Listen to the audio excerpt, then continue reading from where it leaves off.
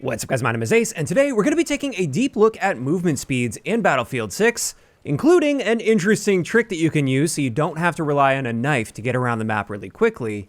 But with this, I was actually quite surprised with how they handle movement speed in this game. It's not how most FPS games tend to handle it, and it will absolutely affect how I approach various situations now that I understand this, and I wanted to share that with you guys today. So diving right into this, a couple things to know about movement speeds is, first off, your movement speed is determined by the item that's in your hand. So it doesn't matter if you have something really big and heavy and bulky like an LMG on your back, for instance, as your secondary weapon, that will have no impact on how quickly you're able to get around the map. Additionally, this might sound counterintuitive, but if you're trying to figure out the mobility of a gun and compare it with other guns in the game, completely ignore the mobility stat bar. It doesn't actually apply to your movement speeds themselves, and it more so just seems to be a vague descriptor of certain behaviors while being mobile, like how accurate your gun is while mobile. And what this also means, this brings us into the third general point I wanted to talk about. This is the fact that each weapon class has its own movement speed values that's consistent across all of the other weapons in that class. So ignoring attachments at least, all of the LMGs have the same movement speeds as each other. Same with all of the SMGs, they're all going to be the same as each other. Obviously, the SMGs will have different movement speeds compared to LMGs, but if you're just looking within a weapon class and trying to compare them and see if one SMG is faster than another SMG, well, just know, as long as there's no attachments impacting anything there, your movement speed values within that class will be identical, again, despite the fact that the mobility stat may display a different value for different SMGs. And now that we've got that out of the way, let's have a look at our walk speeds first. So this is what happens when you're standing up, walking at full speed, but not sprinting. With this, I was very surprised to find that every item in the game that I tested, and I tested pretty much everything I could think of here, has the exact same walk speed at 3.5 meters per second. And yes, this even includes melee weapons, so you can have a knife in your hand or an LMG in your hand, it doesn't matter, you will be walking at the exact same speed. So I did find that to be quite surprising, but even more surprising is all of the gun classes, aside from LMGs, that's the one exception, all of the other gun classes have the exact same sprint speed value as well at 6.05 meters per second. And this means running with a sniper rifle versus a pistol in your hand doesn't matter. Same sprint speed, 6.05 meters per second. And that's quite surprising because in most FPS games that have a movement speed that's impacted by the weapon in your hand at least, swapping to a pistol, for instance, is going to allow you to get from point A to point B faster than having like a sniper rifle or an assault rifle in your hands.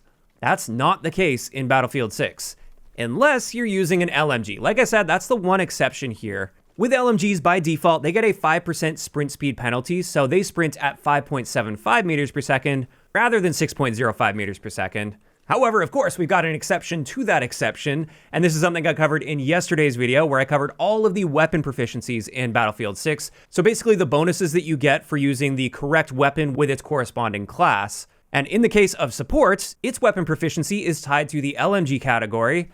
And one of the benefits you gain there is when using an LMG on the support class, you don't get that 5% sprint speed penalty, and now the LMGs can sprint just as fast as any of the other guns in the game at 6.05 meters per second. Now that's not everything when it comes to sprint speeds with guns in your hand. Another factor to consider here is the adrenaline shot on the assault class. This is once again something that I covered in great detail with its own dedicated video if you guys are interested in checking that out. Links to these videos will be in the description down below. And just a quick reminder, if you guys like this style of content diving deep into the mechanics of the game, don't forget to subscribe to the channel because I've got a lot more of these to come. But with that video, I found that while using a gun in your hand at least, you would get a roughly 10% boost to your sprint speed value for the active duration of that stim shot, which is only 8 seconds. It's a very short duration. And that means we get a sprint speed value of roughly 6.65 meters per second.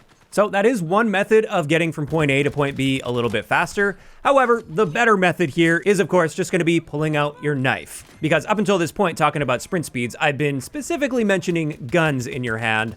Melee weapons are a little bit different, or at least the knife is. With this, the moment you pull your knife out, while you don't get any walking speed benefits, as we covered, you do get a very noticeable sprint speed benefit. You will actually be able to sprint at 7.15 meters per second with a knife in your hand. Now, it's worth noting this doesn't stack with the adrenaline shot, so you don't get an additional sprint speed boost on top of this, but that 7.15 meters per second is noticeably faster still than using the adrenaline shot combined with a gun. And therefore, generally speaking, if you're just trying to get from A to B as fast as possible, you'll want to have a knife on your class, and you just want to swap over to that by holding the melee weapon, at least by default. That's how you swap to that, so it's the weapon in your hand, just in case you weren't aware of that.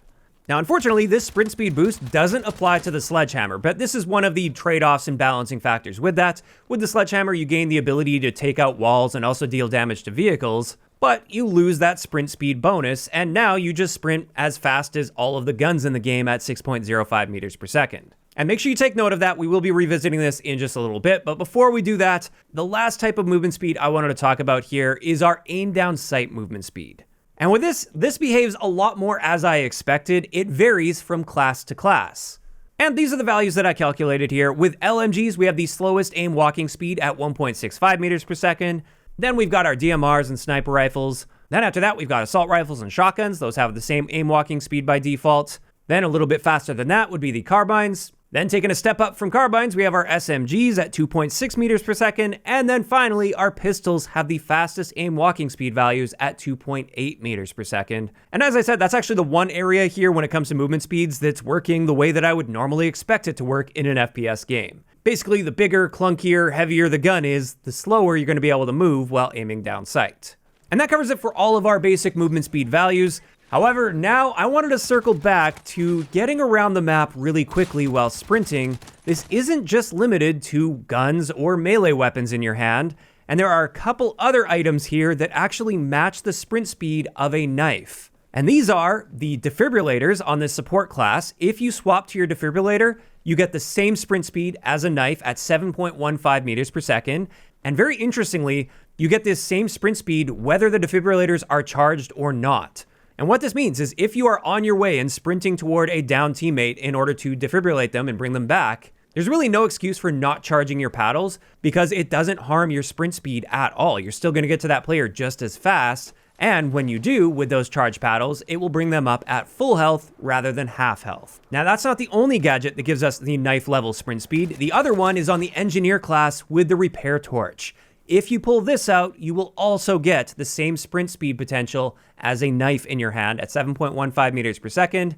And what this means is for both the engineer and support classes, this really frees you up to use the Sledgehammer without losing the sprint speed potential of the combat knife because you have alternatives to get that same sprint speed. And therefore, I highly recommend swapping over to the Sledgehammer, at least on your engineer and support classes, because you're getting the best of both worlds in this situation. Now, unfortunately, when it comes to assault and recon, I tested all of their gadgets to see if you would sprint faster with like a C4 in your hand, for instance.